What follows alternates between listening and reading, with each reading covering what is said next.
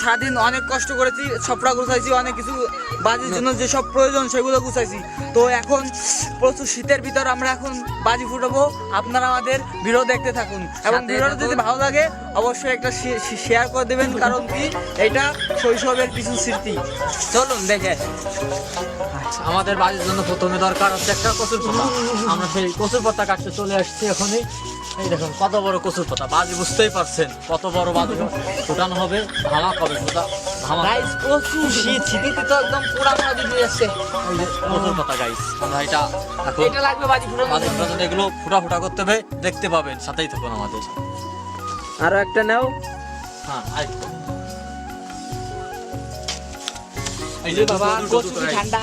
চলো আমরা পরবর্তী প্রসেসে চলে যাই। সব গাইস এখন আমাদের একটা খেজুরির কাটা লাগবে, তো তার কারণে খেজুর গাছে চলে যাচ্ছি। কাটাটা কাটবো আমরা, যাতে এই কচুর পাতাগুলো এখন ফুটো করা লাগবে। আরো কয়েকটা নাও, আরো কয়েকটা দিয়ে। প্রচুর শীত গাইস, প্রচুর শীত। আর কয়েকটা না কাটলে আমাদের এই বাজি আমার ফুটানো হবে না, নয় দিতে পারবো।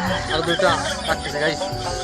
এই যে গাইস, এই যে আমাদের পরবর্তী প্রসেস হচ্ছে কেন কচুর পাতা যেগুলো ছোট ছোট করে ছিদ্র করা হচ্ছে, এখান থেকে ফুলকি বের হবে।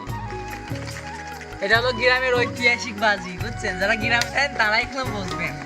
শহরের লোক এগুলো অনুভব করতে পারবে না কখনো, তারা শুধু আফসোস করবে। যারা শহর থেকে আমাদের এই ভিডিওটা দেখবেন, তারা অবশ্যই কমেন্ট করে জানাবেন ভাই।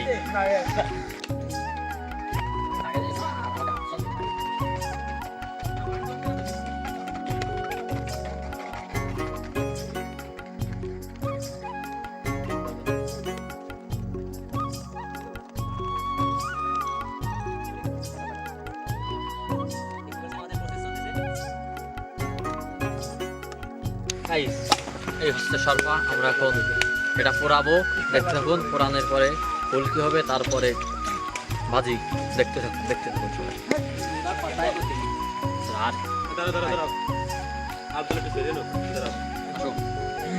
দেখতে থাকুন।